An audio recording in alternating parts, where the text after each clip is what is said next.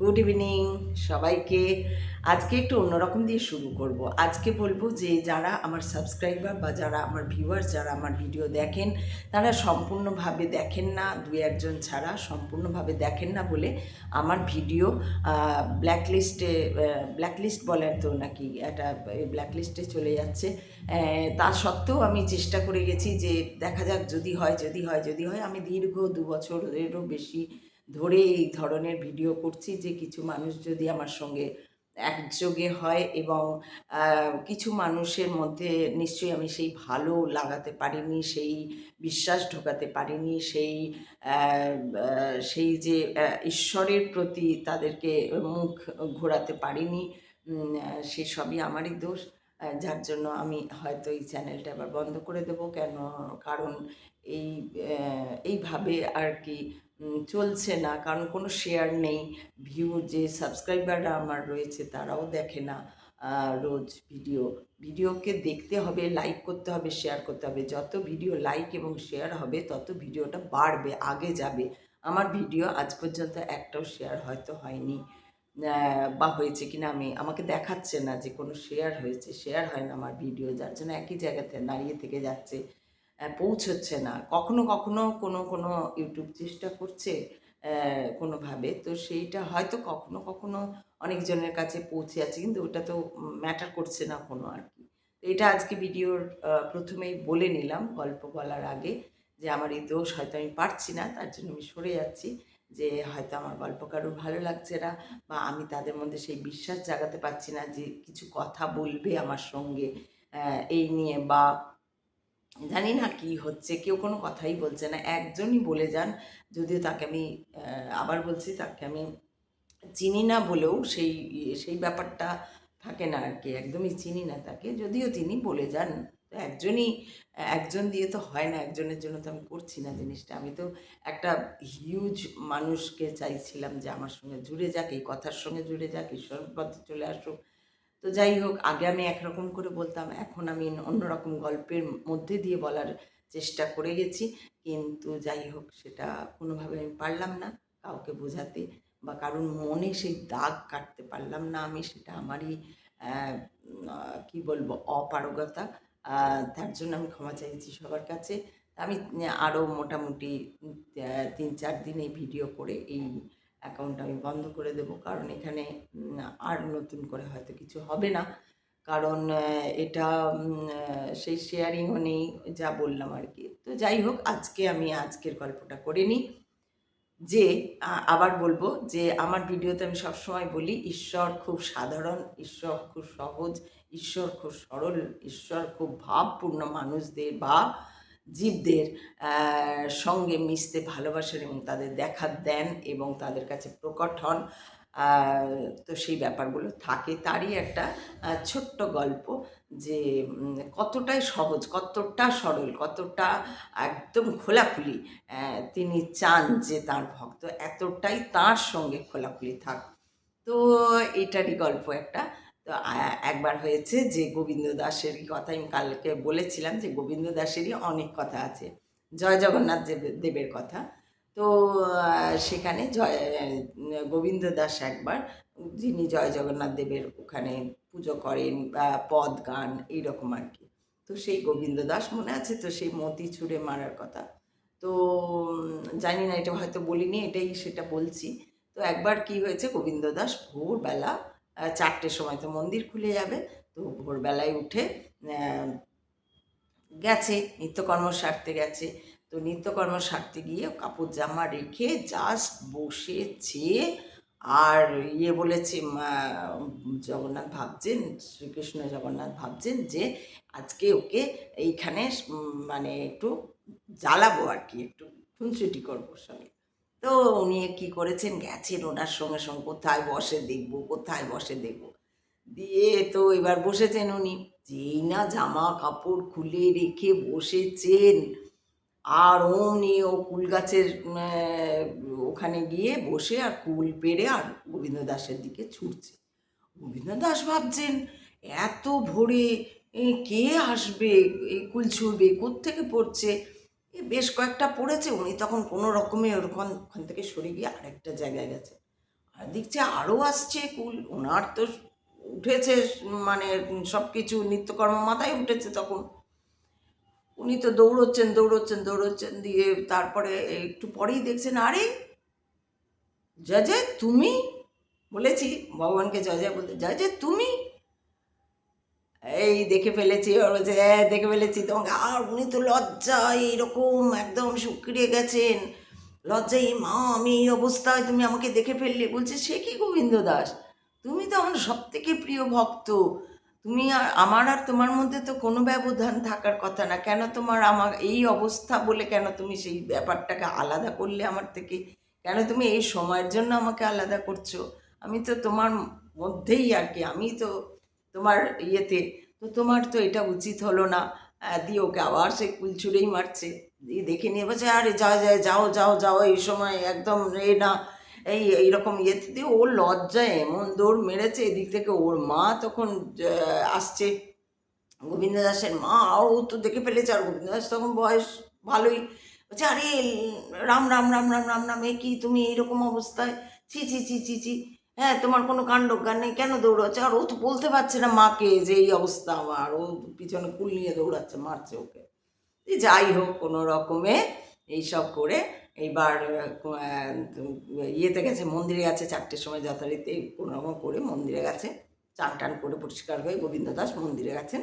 মন্দিরে গিয়ে এইবার তো আবার উনি তো গান উনি পদ গাইছেন। আর শ্রীকৃষ্ণ তখন তো একদম স্থবির হয়ে দাঁড়িয়ে আছেন, মূর্তি হয়ে দাঁড়িয়ে আছেন। তো গোবিন্দ দাসকে তিনি এত ভালোবাসেন, গোবিন্দ দাসের তিনি এতটাই প্রিয়, ওনার জন্য গোবিন্দ দাস। তো উনি কী করেন, ওই ইয়ে থেকে, মূর্তি থেকে উনি সচল হয়ে যান গোবিন্দ দাসের জন্য।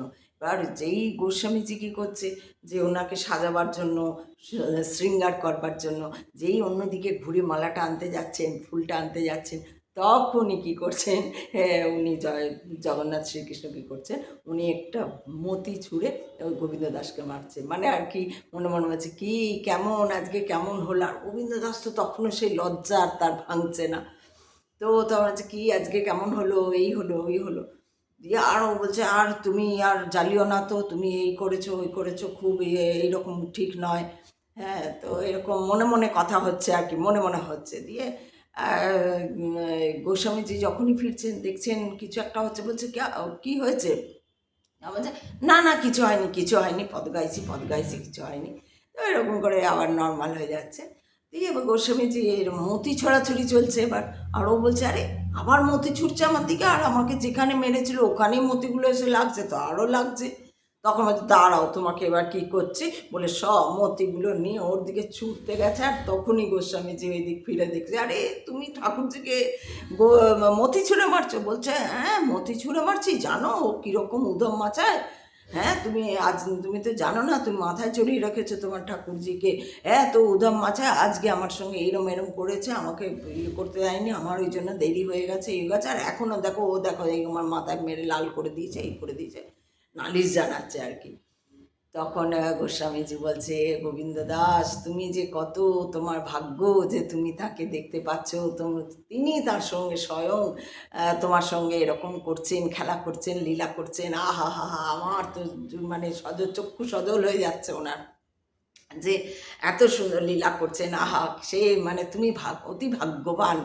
তো এইখানে হচ্ছে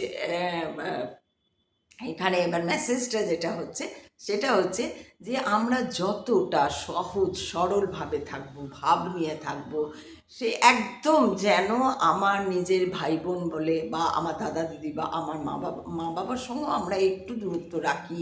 সেই জন্য আমি অনেক আগের একটা ভিডিওতে বলেছিলাম যে ঈশ্বরকে মা বাবা হিসাবে রাখার থেকে বন্ধু হিসাবে রাখা অনেক ভালো। কারণ বন্ধু এমন একটা স্থান, এমন একটা জায়গা, যে বন্ধুর সঙ্গে ঝগড়াও করা যায়, মারামারিও করা যায়, আবার পরক্ষণে ভাব হয়ে যায়, ঠিক যেমন ভাই বোনের সঙ্গেও হয়। তো সেই রকম সম্পর্ক, অর্থাৎ সেই ভাব নিয়ে যদি সেই সম্পর্ক থাকে, বা প্রেমের সম্পর্কও যদি থাকে, একদম ব্যক্তি প্রেমের সম্পর্কও যদি থাকে, যেমন প্রেম করলে হয় মানুষে মানুষে, যেমন প্রেম করলে সেই যে একটা কথা, সেই যে একটা ব্যাপার চলে আসে, সেই প্রেম যদি ঈশ্বরের প্রতি জাগ্রত হয়, তাহলে ঈশ্বর নিশ্চয়ই সেই তাঁর প্রেমে সাড়া দেন, নিশ্চয়ই তার প্রেমে সাড়া দেন, এবং সেই উনিও নিশ্চয়ই অনুভূতিতে তাকে বুঝিয়ে দেন যে আমি তোমার সঙ্গে আছি। সেটা যে সম্পর্ককে নিয়েই তুমি করো, তা তোমার ভাব, মানে আমাদের ভাব যদি সেই মানে একদম সত্যিকারের সেই ভাব থাকে আমাদের মধ্যে, ঈশ্বর অবশ্যই প্রকট হবেন। ঈশ্বর কখনো সেই ভক্তকে ছেড়ে থাকতে পারবে না, কারণ ঈশ্বরও তো ভক্ত খুঁজছেন। তিনি ছেড়ে থাকবেন কি করে, যাবেন কোথায়? তিনি, তাকে আসতেই হবে ভক্তের কাছে। ভক্ত ছাড়া তো তার তো অংশ। হাত ছাড়া আমি কি করে খাবো, হাত ছাড়া আমি কি করে কাজ করবো, পা ছাড়া আমি কি করে চলবো, পা ছাড়া আমার কি করে হবে, চোখ ছাড়া, সেরকম অঙ্গের মতন আমাদের যে আমাদের ভিতরে আমরা যে তার অংশ, সেই ছোট্ট ছোট্ট, এবং তিনি পরমাত্মা, তিনি স্বয়ং সম্পূর্ণ। তাই তার আমাদেরকে, যে ভক্ত যদি থাকে কেউ, সেই ভক্তকে নিশ্চয়ই দরকার, নিশ্চয়ই সেই ভক্তকে তিনি খুঁজছেন, নিশ্চয়ই সেই ভক্তের জন্য তিনি হামে হাল দাঁড়িয়ে রয়েছেন, যে একবার তুমি বলো তোমার কি চাই, শুধু তোমাকে সেই সরল ভাব নিয়ে এগিয়ে যেতে হবে, তাহলেই দেখো তুমি ঠিক ঈশ্বরের দেখা পেয়ে যাবে।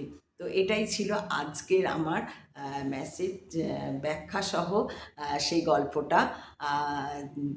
জানি না, আমি আগেই বলেছি, ভিডিও শুরুতে বলেছি যে আমি হয়তো পারছি না সেইভাবে কারুর মনে দাগ কাটতে, তাই কেউ দেখছে না বললে ভুল হবে, দেখছেন কিন্তু সম্পূর্ণ ভিডিও দেখছেন না বলে ইউটিউব থেকে আমার সেই ভিউজ বা শেয়ার করছেন না, কেউ লাইক দিচ্ছেন না।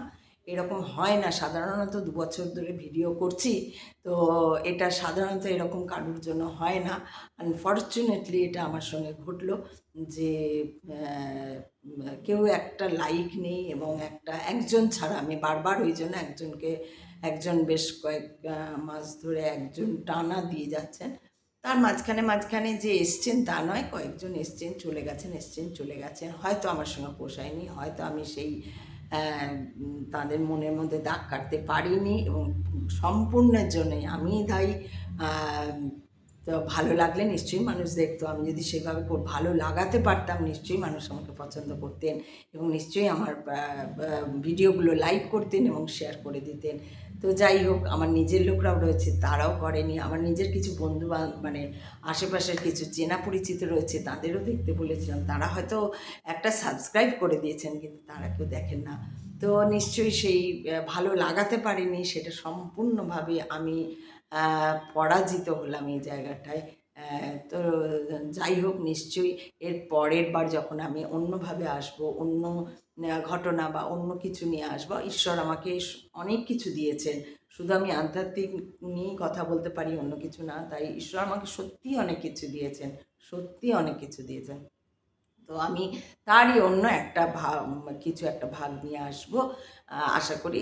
এখন এই 2-4 দিন যা বলার ইচ্ছা হলে আমি বলবো, বলে আমি হয়তো আর এই চ্যানেল আসবো না, কারণ এই চ্যানেলটা চলছে না ইউটিউবে।